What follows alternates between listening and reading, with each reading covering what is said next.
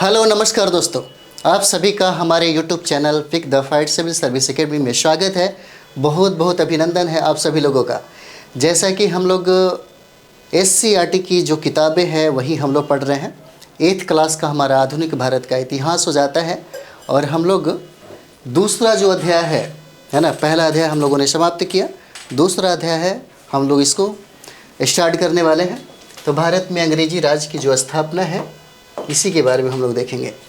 भारत में अंग्रेजी राज की स्थापना, अंग्रेजी राज की स्थापना की अगर हम लोग बात करें तो इसकी स्थापना के पीछे कितनी कहानियां हैं, है ना। क्योंकि कोई भी चीज़ों का स्थापना अचानक नहीं होता, इसके पीछे बहुत सारे कारण मौजूद होते हैं। क्योंकि अगर आप देखते होंगे कि भारत में अंग्रेजी राज की स्थापना तो सबसे पहले अंग्रेजी, अगर हुकूमत की बात किया जाए, अंग्रेजी शासन की बात किया जाए, जो भारत को गुलाम बनाने के बाद लगभग 200 वर्षों तक यहाँ पे वो राज करते हैं, उसके पीछे उनकी बहुत सारी कारणें मौजूद हैं। तो आपको सबसे पहले बताया कि भारत में जितने भी यूरोपीय आगमन जो कंपनियाँ करती हैं, जो आती हैं यहाँ पे, उसका मुख्य उद्देश्य ही रहता है व्यापार करना। और इसी व्यापार के उद्देश्य से भी भारत में अंग्रेजी हुकूमत भारत में आती है ना। क्योंकि अगर देखा जाए तो इसके पूर्व में अगर हम लोग चलेंगे मध्यकालीन भारत के इतिहास में, तो अगर मुस्लिम आक्रमणकारी भारत आते हैं तो उसके पीछे भी उनका उद्देश्य है, वो भी व्यापार करने के उद्देश्य ही से ही भारत में आते हैं। तो ये सिलसिला है और ये सिलसिला किस तरह से परिवर्तित हो जाता है, वो लोग एक व्यापारी के रूप में आते हैं और किस तरीके से भारत की सत्ता उनके हाथों में चली जाती है, हम लोग थोड़ा सा जिक्र करेंगे। क्योंकि 8th क्लास का है ना, 8th क्लास का हमारा ये SCERT की किताबें हो जाता है। SCERT की किताबें हम बार बार आपको ये कहते हैं, SCERT की किताबें हो या NCERT की किताबों हो, एक बार ज़रूर पढ़िए। एक बार पढ़ने से आपका कॉन्सेप्ट और फैक्ट दोनों भी तैयारी हो जाता है। ख़ास करके जिस तरीके से BPSC का प्रश्नों का जो लेवल है, जिस तरीके से प्रश्न पूछे जाते हैं, वो प्रश्न आपसे बनना चाहिए। सबसे ज़रूरी ये है, अगर आप पढ़ाई कर रहे हैं तो पढ़ाई करने के बाद इसका जो परिणाम है रिजल्ट के रूप में या प्रश्न जो बनते हैं ये होना चाहिए।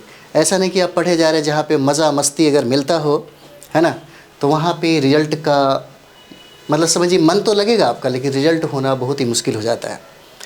तो वहाँ पे करिए जहाँ पे जैसे मानते हैं कि हम लोग एकदम कम टू द पॉइंट की बात करते हैं, सिर्फ आपकी स्टडी जहाँ से प्रश्न बार बार पूछे जाते हैं। जैसे हम यहाँ पे थोड़ा सा ज़रूर इसका मतलब विस्तार रूपी ही हम दिखाएंगे, जहाँ से प्रश्न बार बार पूछे जाते हैं, कोशिश करेंगे।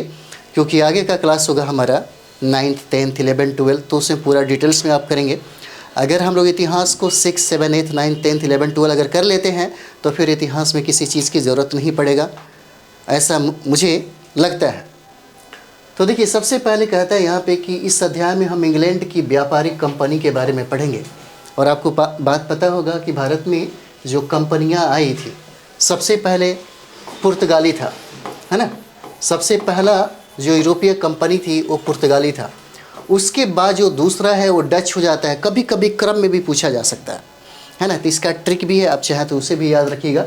जैसे ट्रिक की बात करें तो पुड अ डेफ्रा, है ना, ये आपका ट्रिक हो जाता है, पुड और डेफ्रा, पुड और डेफ्रा। जैसे पू से हो जाएगा पुर्तगाल, है ना, ड से डच हो जाता है, अ से देखेंगे तो यहाँ पे अंग्रेज हो जाएगा, है ना। उसके बाद यहाँ पे डेनिश हो जाता है, और डेनिश के बाद हम लोग देखेंगे वो हो जाता है फ्रांसीसी, है ना। फ्रांसीसी कंपनियाँ हैं जो आती है। सबसे पहला जो कंपनी है, यूरोपीय कंपनी है, वो व्यापारी के तौर पे जो भारत आया वो पुर्तगाली है। सबसे पहले पुर्तगाली तो आया, लेकिन सबसे बाद में पुर्तगाली यहाँ से गया, है ना। सबसे पहले आता है पुर्तगाली और बाद में यहाँ से जाता है पुर्तगाली, है ना। उसके बाद हमें जो सबसे ज़्यादा पढ़ना है वो अंग्रेजी ईस्ट इंडिया कंपनी के बारे में हम लोग को पढ़ना है। लेकिन सवाल यहाँ से भी पूछे जा सकते हैं, जब आप भारत में यूरोपीय कंपनियों का आगमन, है ना, 11 या 12 में होगा, जब आप पढ़ेंगे तो वहाँ पूरे विस्तार रूप से आप स्टडी करेंगे। तो यही कहता है जो हमारे देश में मूलतः व्यापार करने आई थी, है ना। सबसे पहले उद्देश्य क्या था? जैसे अगर हम लोग बात करें कि पुर्तगाली अगर भारत में कैसे और किस तरीके से आया, तो देखिए इसके पीछे यहाँ पे लिखा हुआ होगा, है ना। कहता है कि यह घटना अचानक नहीं घटी, बल्कि इसके पीछे एक विस्तृत घटनाक्रम था। इस प्रक्रिया को समझने का हम प्रयास करेंगे, इसको हम लोग समझने का प्रयास करेंगे। जैसे में यहाँ पे हम लोग देख ले, कहता है कि कक्षा 7 में पढ़ी गई बातों के आधार पर बताएं कि क्या है। देखिए, कहता है कि 8वीं शताब्दी में किस देश के व्यापारी भारत में व्यापार करने आए। फिर कहता है दूसरा कि 1707 में मुगल बादशाह औरंगजेब की मृत्यु के बाद भारत में कौन कौन से राज्य बने, और ये सब चीज़ें हमें 7th क्लास में पढ़ना है। कुछ ऐसे यूरोपीय देशों के नाम बताएं जो 15वीं से 17वीं शताब्दी के बीच व्यापार करने के उद्देश्य से हमारे देश में आए। तो देखिए, आपको ये बात पता है कि 1707 तक, यानी कि जब तक औरंगजेब जिंदा था, उस समय भारत के सत्ता पे, यानी कि मुगलों का सबसे ज़्यादा वर्चस्व था। मुगल उस समय बहुत ही ज़्यादा शक्तिशाली था। लेकिन 1707 में जब औरंगजेब की मृत्यु हो जाती है तो उस गद्दी पे बैठने वाला हर शासक अयोग्य हो जाता है। उसके अंदर वो एबिलिटी नहीं हो पाता जिसके वजह से उस सत्ता को या उस गरिमा को बरकरार रखे, जिसके वजह से ये शासन जो रहती है मुग़लों की, वो बहुत ही कमज़ोर हो जाता है। और कमज़ोर होने की वजह से भारत में बहुत सारे क्षेत्रीय ऐसे राज्य थे जिनको मौका मिला और उन्होंने अपने राज्य की स्थापना कर दी। इस तरीके से इसका फ़ायदा किसको मिला? बहुत सारे ऐसे राज्य हैं जिनको बहुत सारा फ़ायदा मिलता है और वो लोग स्थापित कर देते हैं। इसका फ़ायदा इस मुग़ल बादशाह की जो कमज़ोर हो जाते हैं उनका फ़ायदा यूरोपीय कंपनियों को भी हुआ। और ईस्ट इंडिया कंपनी जब भारत में आती है ना, उस समय इनके सामने बहुत सारी समस्या होने के बावजूद भी उस समस्या में उनको सिर्फ अवसर ही दिख रहा होता है। और उसी अवसर का फ़ायदा उठा करके अंग्रेज़ी हुकूमत ने भारत को गुलाम बनाया और 200 वर्षों तक इन्होंने राज किया। यहाँ पे हम लोग देखेंगे भारत और यूरोप के बीच में व्यापार क्या है ना। तो भारत और यूरोप के बीच प्राचीन काल से ही व्यापारिक संबंध थे। जैसे अगर आप पढ़िएगा तो आपको पता चलेगा। देखिएगा, हमारे ये जो भारत है ना, इस भारत के साथ यूरोप का प्राचीन काल से ही व्यापार हो रहा था। जैसे में एक मार्ग है जो भारत होता हुआ, है ना, जम्मू कश्मीर होता हुआ सीधे यूरोप होते हुए, सीधे जो मध्य एशिया का जो क्षेत्र है, अरब का जो कंट्री है, अरब होते हुए सीधे सीधे कहाँ जाता है? यूरोप तक पहुँचता है ना। और इसी मार्ग को हम लोग सिल्क रूट के नाम से जानते हैं, सिल्क मार्ग बोलते हैं, है ना। इसी को हम लोग सिल्क मार्ग बोलते हैं। और इसी पे सबसे ज़्यादा जो नियंत्रण था, भारत में एक शासक थे जिसका नाम था कुषाण, है ना। कुषाणों का सबसे ज़्यादा यहाँ पे नियंत्रण था। और ये जो व्यापार का जो रास्ता आप देख रहे हैं, इस पर सबसे ज़्यादा जो नियंत्रण की अगर बात किया जाए तो यहाँ पे अरब व्यापारियों का था, है ना। अरब व्यापारियों का सबसे ज़्यादा इस पे क्या था? वर्चस्व, मतलब समझिए कि नियंत्रण था। इस चीज़ को समझिए। उसके बाद अगर हम लोग देखें यहाँ पे तो अरब व्यापारी का डायरेक्ट व्यापार के लिए संबंध किसके साथ था? भारत के साथ। ये लोग डायरेक्ट भारत के साथ, अरब जो व्यापारी थे डायरेक्ट भारत के साथ क्या थे? जुड़े हुए थे। तो भारत में जो भी सामग्री होता था, जैसे अगर मसालों की बात करें या कोई भी सामग्री की बात करें, तो जैसे ही ये लोग भारत से खरीद के जाते थे, है ना, तो खरीद के जाने के बाद ये यूरोप के व्यापारियों से बेच देते थे महंगे दामों पे क्या करते थे? ये लोग बेच देते थे। जिसकी वजह से यूरोपीय जो कंपनियां हैं, यूरोप के जो लोग हैं, वो डायरेक्ट रूप से कभी भी भारत नहीं आ पाए। और उन्होंने सबसे ज़्यादा जो उनके अंदर ही इच्छा थी, लालसा था कि हमें भी ज़्यादा से ज़्यादा मुनाफा कमाना चाहिए। क्योंकि जब भी कोई कंपनी का गठन होता है, स्थापना होता है, तो उसका एक ही लक्ष्य होता है, ज़्यादा से ज़्यादा लाभ कमाना। और इसी लाभ कमाने के उद्देश्य से वो लोग काम करना चाहते थे। यूरोपीय कंपनियां ये सोचती थी कि हमको ज़्यादा से ज़्यादा लाभ कमाने के लिए क्या करना चाहिए, तो हमारा जो संपर्क है, हमारा जो संबंध है, हमें भारत से करना चाहिए। लेकिन अरब व्यापारी हमेशा इसका विरोध किया करता था। तब जा कर के देखिएगा, जब कुस्तुनतुनिया का पतन होता है, तब ये इसी मार्ग पे क्या हो जाता है? प्रतिबंध लगा दिया जाता है और यूरोप के जो व्यापारी होते हैं उनको रोक दिया जाता है। उस समय की बात थी जब पूरी दुनिया में नए नए आविष्कार हो रहे थे, सड़क का मार्ग हो जाता है, जलयान का, बहुत सारी चीज़ों का खोज हो रहा था। उसी समय पुर्तगाल के एक यात्री थे जिनका नाम था वास्को डिगामा, है ना, जिनका नाम था वास्को डिगामा। हम लोग आगे पढ़ेंगे, पहले यहाँ देखते हैं। भारत और यूरोप के बीच प्राचीन काल से ही व्यापारिक संबंध थे। स्थल मार्ग से होने वाले इन व्यापार में अरब सौदागरों की भूमिका महत्वपूर्ण थी।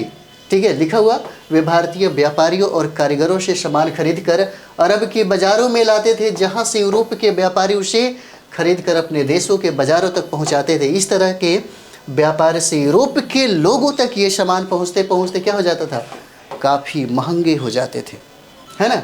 साथ ही इस व्यापार में यूरोप के व्यापारियों का मुनाफा भी कम होता था, है ना, कम होता था। आगे देखते हैं।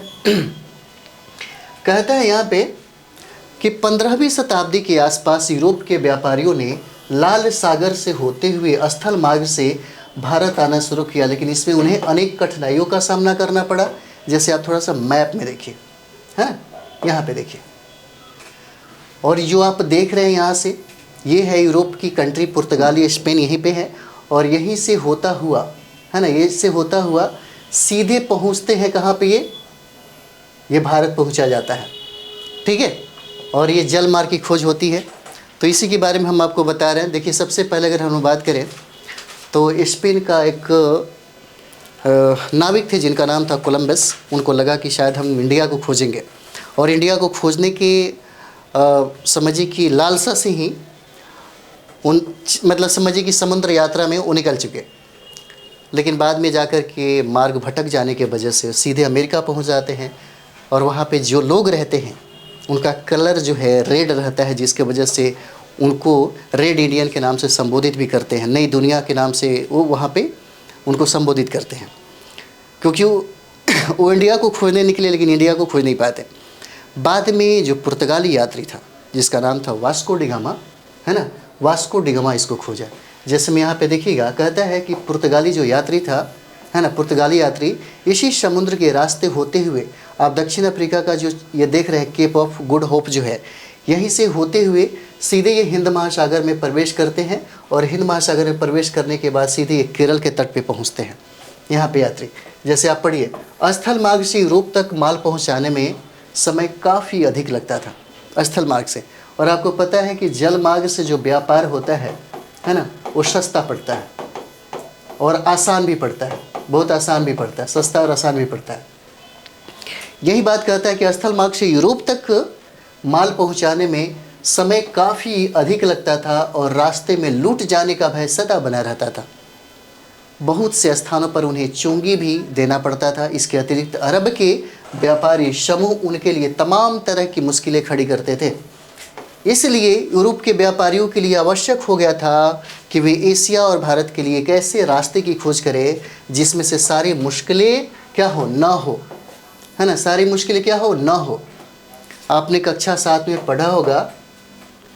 पढ़ा है कि इस दिशा में सर्वप्रथम सफलता जो है पुर्तगाल के नाविकों को मिली, और पुर्तगाल का नाविक वास्को डिगामा 1498 ईस्वी में यूरोप से होकर अफ्रीका का चक्कर लगाता हुआ उत्माशा अंतरिप यानी कि केप ऑफ गुड होप के मार्ग से भारत के पश्चिमी तट पर स्थित कौन सा, तो कालीकट बंदरगाह पर पहुंचा, और कालीकट के शासक ने वास्को डिगामा को अपने यहाँ व्यापार करने की अनुमति दी, यहाँ पे व्यापार करने की अनुमति दी। देखिए, अचानक जो है रास्ता तो मिलता नहीं, तो यही उत्माशा अंतरीप के पास एक भारत का व्यापारी था, है ना, जिसका नाम था अब्दुल मनीद। याद रखिए, पूछा जा सकता है ना, अब्दुल मनीद था, है ना, इसका नाम था अब्दुल मनीद, जो गुजरात का एक व्यापारी था, और उसी ने मार्ग दिखाया भारत जाने का। इसीलिए वास्को डिगामा का पथ प्रदर्शक भी, है ना, पथ प्रदर्शक भी कहा जाता है। वास्को डिगामा का पथ प्रदर्शक अब्दुल मनीद को भी कहा जाता है। और जैसे ही ये कालीकट वास्को डिगामा पहुंचता है, तो कालीकट बंदरगाह पे, यानी कि कालीकट का जो एक राजा है जिसका नाम है जमोरिन, है ना, कालीकट के जो राजा है उनका नाम है जमोरिन, और यह एक हिंदू शासक थे, है ना, यह एक हिंदू शासक थे जिन्होंने उनका मान सम्मान करने के बाद उनको व्यापार करने का, है ना, आज़ादी दे दिया, स्वतंत्रता दे दिया। और यही कहता है कि कालीकट के शासक ने वास्को डिगामा को अपने यहाँ व्यापार करने की अनुमति एवं सुविधा दे दिया, है ना, यहाँ पे सुविधा दे दिया। यहाँ पे एक चीज़ और भी देखिएगा आप लोग, जब कालीकट के राजा ने जब व्यापार करने की अनुमति दे दी और जब इनका समुद्र मार्ग पे सबसे ज़्यादा नियंत्रण हो गया, तो देखिएगा इस यूरोपीय कंपनियों का सबसे ज़्यादा विरोध जो कर रहा था वो अरब का व्यापारी था। सबसे ज़्यादा जो विरोध था, है ना, अरब के जो व्यापारी थे, अरब के जो व्यापारी थे यह यूरोपीय कंपनियों का सबसे ज़्यादा क्या कर रहे थे, विरोध कर रहे थे सबसे ज़्यादा। ठीक, उसके बाद देखिए वास्को डी गामा के बाद, क्योंकि वास्को डी गामा भारत में 3 बार आते हैं, ठीक है, तीसरी बार उनकी मृत्यु हो जाती है। तो अगर पूछा जा सकता है कि दूसरा जो पुर्तगाली जो यात्री था उसका नाम क्या था, तो यहाँ पे देखिएगा दूसरा जो यात्री है ना, दूसरा जो यात्री है उसका नाम है अल्ब्रेज कैब्राल, है ना, अल्ब्रेज, याद रखिएगा, याद रहना चाहिए, अल्ब्रेज, है ना, कैब्राल नाम रहता है इसका। दूसरा यात्री है, दूसरा पुर्तगाली जो यात्री है उसका नाम है अल्ब्रेज कैब्राल नाम रहता है ना। एक चीज़ और भी देखते हैं यहाँ पे अगर हम लोग बात करें, देखिए सबसे पहला जब यहाँ पे साम्राज्य का विस्तार धीरे धीरे थोड़ा सा हो जाता है ना, तब उसके बाद इन्होंने गवर्नर का, यानी कि प्रशासक देखभाल करने वाला एक व्यक्ति की नियुक्ति किया जाता है जिसको हम लोग गवर्नर बोलते हैं। और पुर्तगाली यात्रियों में अगर देखा जाए तो पुर्तगालियों का जो पहला जो गवर्नर था, है ना, उसका नाम था Francisco de Almeida. Francisco de Almeida नाम था, याद रहना ज़रूरी है, अल्मेडा नाम था, है ना, फ्रांसिस्को डी अल्मेडा। और फ्रांसिस्को डी अल्मेडा की अगर बात करें तो 505 से लेकर के 509 ईस्वी तक इसने शासन किया, है ना, 505 से लेकर के, ठीक है, 1505 से लेकर के 1509 ईस्वी तक क्या किया, शासन किया इसने।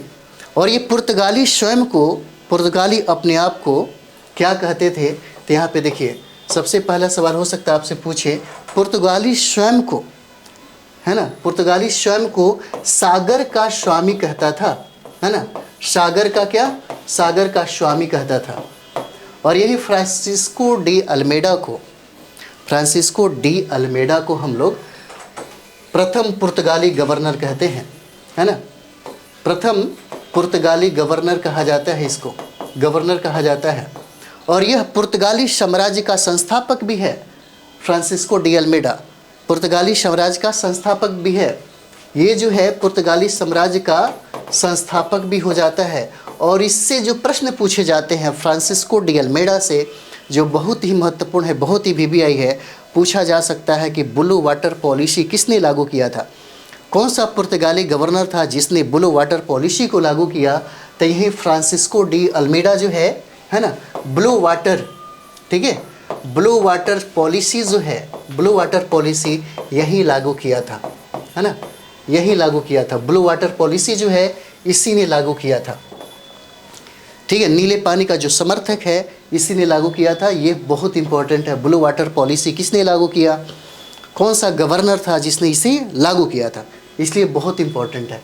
उसके बाद हम लोग दूसरा देखते हैं कि दूसरा जो पुर्तगाली, है ना, दूसरा पुर्तगाली गवर्नर कौन हुआ, जहाँ से प्रश्न पूछे जाते हैं। तो दूसरा पुर्तगाली गवर्नर की बात करें तो ये देखिएगा फ्रांसिस्को, है ना, फ्रांसिस्को डी अल्बुकर्क नाम रहता है ना, क्या नाम रहता है, फ्रांसिस्को डी अल्बुकर्क, ठीक है, फ्रांसिस्को डी अल्बुकर्क नाम रहता है दूसरा गवर्नर का। अगर इसके हम लोग शासनकाल की बात करें तो 1509 से लेकर के, है ना, 1509 से लेकर के 1515 ईस्वी तक यह शासन करता है यहाँ पे, ठीक है। और इससे सवाल पूछे जाते हैं, 1509 से लेकर के 1515 तक ये शासन करता है, समझे। और इसी फ्रांसिस्को डी अल्मेडा को हम लोग पुर्तगाली साम्राज्य का वास्तविक संस्थापक कहते हैं, है ना। इसी फ्रांसिस्को डी अल्मेडा को हम लोग क्या कहते हैं, वास्तविक संस्थापक कहते हैं। इसी को हम लोग वास्तविक संस्थापक कहते हैं, वास्तविक संस्थापक कहते हैं, ठीक है। और यहाँ पे देखिएगा यही फ्रांसिस्को डी अल्मेडा ने ही आप देखिएगा फ्रांसिस्को डी अल्मेडा ने ही 1510 ईस्वी में, बहुत इंपॉर्टेंट है ये, 1510 ईस्वी में गोवा को, है ना, गोवा को छीन लिया, गोवा को अपने कब्जे में कर लिया। और उस समय इस गोवा पर नियंत्रण था बीजापुर के सम्राट को, है ना, बीजापुर के जो सम्राट थे जिनका नाम था यूसुल, है ना, जिसका नाम क्या था, यूसुफ आदिल शाह था, है ना, यूसुफ आदिल शाह इनका नाम था, है ना, आदिल शाह इनका नाम हो जाता है। 1500, है ना, 1510 ईस्वी में, यहाँ देखिए 1510 ईस्वी में यही फ्रांसिस्को डी अल्बुकर्क ने गोवा को अपने नियंत्रण में कर लिया, अपने कब्जे में कर लिया। और उस समय गोवा पर बीजापुर के जो सम्राट थे यूसुफ आदिल शाह, उन्हीं का नियंत्रण था, है ना। बाद में इस तरह सिलसिला जारी होता है बहुत सारे छोटे छोटे शहरों को जीतने का। जैसे में हम लोग देखेंगे जब 1510 में इसने गोवा को अपने कब्जे में किया तो 1511 इसमें, है ना, 11 इसमें इसने मलक्का पर भी नियंत्रण कर लिया। 1511 ईस्वी में इसने मलक्का पर, पूछा जा सकता है ना, मलक्का पर नियंत्रण कर लिया, मलक्का पर नियंत्रण इसने कर लिया। और फिर 1515 की अगर बात करें तो 1515 में हरमुज जो है, जैसे हरमुज की आप संधि, हरमुज जो स्ट्रेट है वो पढ़ते होंगे ज्योग्राफी में, उस पर इसका नियंत्रण हो गया, है ना, हरमुज पे भी इसका नियंत्रण हो जाता है पुर्तगालियों का। उसके बाद देखिएगा इसी 1530 में आपने देखा 1510 में गोवा को अपने कब्जे में कर लेता है और 1530 में इसी गोवा को अपना मुख्यालय भी बना देता है। इसी गोवा को, है ना, इसी गोवा को ये लोग क्या करते हैं, मुख्यालय बना देते हैं, है ना।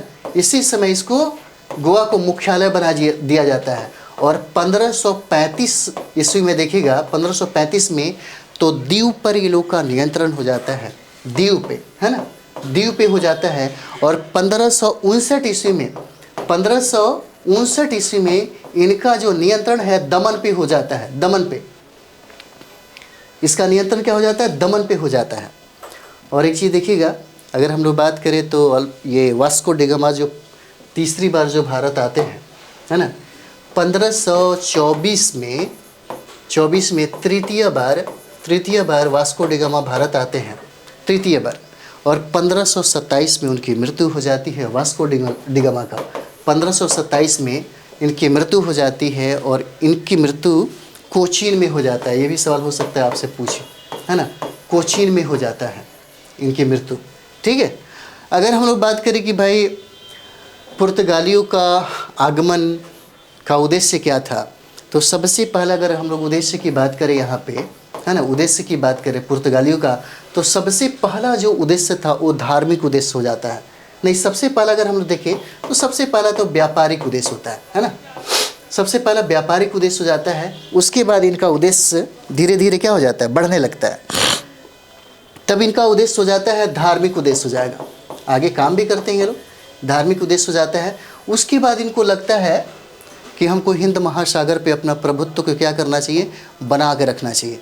अगर हमको एक छत्र राज्य करना है तो हमें समुद्रों पे भी राज्य करना होगा, है ना।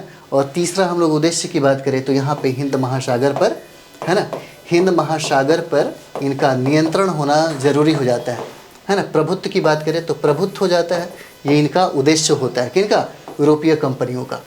और यही जब हम लोग अल्बुकर्क के बारे में पढ़ रहे थे, अल्बुकर्क के, तो अल्बुकर्क ने अपने सैनिकों को आदेश दिया था कि भारत में जितनी भी विधवा महिला हैं उनसे आप लोग ज़्यादा से ज़्यादा शादी करके ज़्यादा से ज़्यादा बच्चा पैदा करिए, है ना।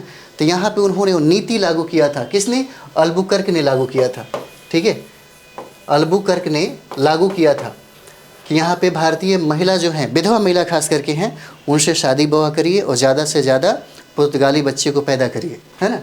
ये अल्बुकर्क ने लागू किया था। और यहाँ पे हम लोग देखेंगे कि अल्बुकर्क का जो मित्रवत संबंध था विजयनगर साम्राज्य के जो शासक थे जिनका नाम था कृष्णदेव राय, है ना, कृष्णदेव राय जो थे, कृष्णदेव राय, है ना, कृष्णदेव राय के साथ मित्रवत संबंध था, है ना, किनका, तो अल्बुकर्क का। ये इंपॉर्टेंट हो जाता है यहाँ पे, ठीक है। बाद में देखिएगा धीरे धीरे जब गवर्नर जनरल कमज़ोर होने लगते हैं और जब दूसरा यूरोपीय कंपनियाँ यानी कि डच का जब आगमन भारत में होता है ना, तब इनके सारे जीते हुए जो क्षेत्र होते हैं, जो राज्य होते हैं, उन पे इनका भी धीरे धीरे नियंत्रण हो जाता है ना। तो कुछ प्रश्न जो है आपसे पूछा जा सकता है, जैसे में अगर हम लोग यहाँ पे बात करें तो देखिएगा तंबाकू किसने लाया, है ना। तो ये सारा चीज़ें याद रख लीजिएगा, बहुत इंपॉर्टेंट है। पुर्तगालियों ने अपने साथ क्या क्या लेकर के आया जो भारत में अभी भी उसका उत्पादन होता है। जैसे में पहला अगर हम लोग बात करें, है ना, पुर्तगालियों का योगदान जो है, तो यहाँ पे तंबाकू, जो आप तंबाकू की बात करें तो तंबाकू की खेती जो भारत में होती है यह पुर्तगालियों का ही देन है। और तंबाकू की खेती में अगर तंबाकू के उत्पादन की बात करें तो पूरी दुनिया में सबसे ज़्यादा तंबाकू का उत्पादन जो है और खपत है वो चाइना में होता है। तो तंबाकू का हो जाता है। और आप आलू जो खाते हैं, है ना, आलू खाते हैं, उसके बाद मक्का का जो उत्पादन होता है ना, उसके बाद जो गन्ना है, गन्ना का उत्पादन होता है। यहाँ तक कि लाल मिर्च की बात करें तो लाल मिर्च भी हो जाता है ना। उसके बाद पपीता का जो उत्पादन होता है, ये सारा का सारा जो योगदान है ये पुर्तगालियों के द्वारा ही यहाँ पे लाया गया, है ना, पुर्तगालियों के द्वारा लाया जाता है। और गोवा में सर्वप्रथम पुर्तगालियों ने ही, गोवा में सर्वप्रथम पुर्तगालियों ने ही, याद रखिएगा इंपॉर्टेंट है, गोवा में सर्वप्रथम पुर्तगालियों ने ही प्रिंटिंग प्रेस की स्थापना किया था, है ना। प्रिंटिंग प्रेस की स्थापना सबसे पहले इन्होंने ही किया था, प्रिंटिंग प्रेस की स्थापना। और एक चीज़ और भी जान जाइए, जब पुर्तगालियों का भारत पे कब्जा हो गया था तो उनका एक मुंबई पे भी कब्जा था। तो ईस्ट इंडिया कंपनी जब भारत में ईस्ट इंडिया कंपनी को पुर्तगालियों ने जो बम्बई था, मुंबई, उसको दहेज स्वरूप दे दिया। क्योंकि वहाँ पे आप देखते हैं पुर्तगाली की एक राजकुमारी थी जिनका नाम था कैथरीन। कैथरीन का विवाह जो है ना, कैथरीन का विवाह जो है ब्रिटेन के जो सम्राट हैं जिनका नाम है चार्ल्स द्वितीय, उनके साथ हो जाने की वजह से, है ना, चार्ल्स द्वितीय के साथ हो जाने की वजह से ये पुर्तगाली जो लोग हैं, पुर्तगाली लोग जो हैं, ये मतलब समझिए कि बम्बई को दहेज स्वरूप दे देते हैं, ईस्ट इंडिया कंपनी को दे देते हैं। ठीक है, तो ये भी सवाल पूछा जाता है कि ईस्ट इंडिया कंपनी को बम्बई दहेज स्वरूप किसने दिया, तो पुर्तगालियों ने दिया। और पुर्तगाल की राजकुमारी थी कैथरीन, उनका विवाह हुआ ब्रिटेन के राजकुमार जिसका नाम है चार्ल्स द्वितीय से, है ना। तो यहाँ पे ये हो जाता है। उसके बाद यहाँ पे देखिएगा गोवा में, यानी कि अगर हम लोग पुर्तगालियों की बात अगर कर रहे हैं तो गोवा में सबसे पहला जो चर्च की स्थापना जो हुआ था, है ना, यहाँ पे देखिए गोवा में जो सबसे पहला जो चर्च की स्थापना हुआ था, इस चर्च की स्थापना सबसे पहले पुर्तगालियों ने ही किया था, है ना, पुर्तगालियों ने ही किया था। ठीक है, तो यहाँ से पुर्तगाली से प्रश्न पूछे जाते हैं।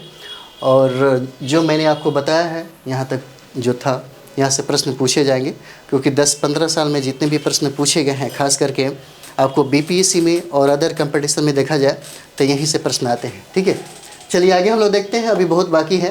कहते हैं यहाँ पे कि आपने कक्षा 7 में पढ़ा है कि इस दिशा में सर्वप्रथम सफलता पुर्तगाल के नाविकों को मिली। और पुर्तगाल का नाविक जो वास्को डी गामा है ना, 1498 ईस्वी में यूरोप से होकर अफ्रीका का चक्कर लगाता हुआ उत्माशा अंतरिप यानी कि केप ऑफ गुड होप के मार्ग से भारत के पश्चिमी तट पर, है ना, ये भी पूछा जा सकता है, पश्चिमी तट पर कालीकट बंदरगाह पर पहुंचा।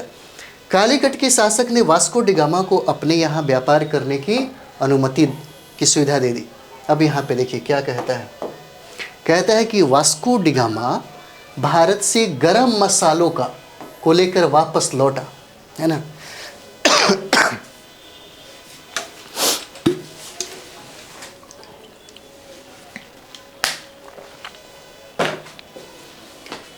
यहाँ पे देखिए कहता है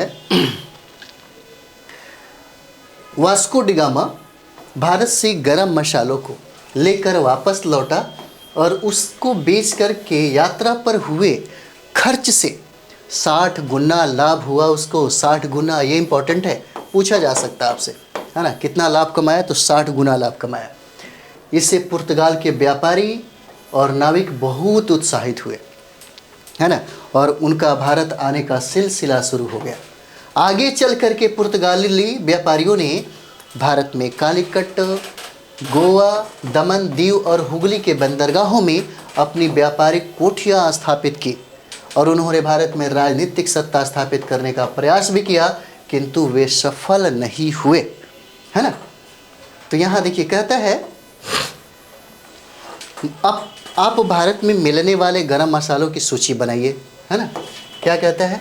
कहता है कि आप भारत में मिलने वाले गरम मसालों की सूची बनाइए। देखिए इसमें कहता है कि भारत में पुर्तगाली व्यापारियों की सफलता ने यूरोप के दूसरे देशों के व्यापारियों को भी उत्साहित किया और वे भी उसी रास्ते से भारत आने लगे। इस तरह यूरोप के कई देशों में भारत तथा एशिया के अन्य भागों से व्यापार करने के लिए व्यापारिक कंपनियां स्थापित की।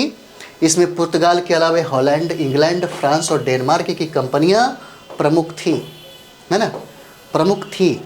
अब यहाँ पे देखते हैं इन्हीं कंपनियों में से एक कंपनी ने आगे चलकर हमारे देश की बागडोर अपने हाथों में ले ली और इतना ही नहीं, इसने हमारे देश पर करीब 200 वर्षों तक शासन भी किया, है ना। तो पुर्तगाल हम लोगों ने पढ़ा और पुर्तगाल के बाद हम लोग ईस्ट इंडिया कंपनी यानी कि अंग्रेज़ों की स्थापना और इसके बारे में जो इम्पोर्टेंट हमारा हो जाता है हम लोग वहाँ पे स्टडी करेंगे नेक्स्ट वीडियो में, ईस्ट इंडिया कंपनी की स्थापना। तो पुर्तगाली से जो भी सवाल बनता है, क्योंकि 8th क्लास का हमारा इतिहास है, आधुनिक भारत का इतिहास, है ना, तो इसको अच्छे तरीके से आप लोग पढ़ते चलिए, ठीक है। यहाँ से प्रश्न निश्चित तौर पे पूछे जाते हैं, मॉडर्न इंडिया से सबसे ज़्यादा प्रश्न पूछा जाता है। तो हम लोग मिलते हैं अगले वीडियो में। थैंक यू वेरी मच आप सभी लोगों को।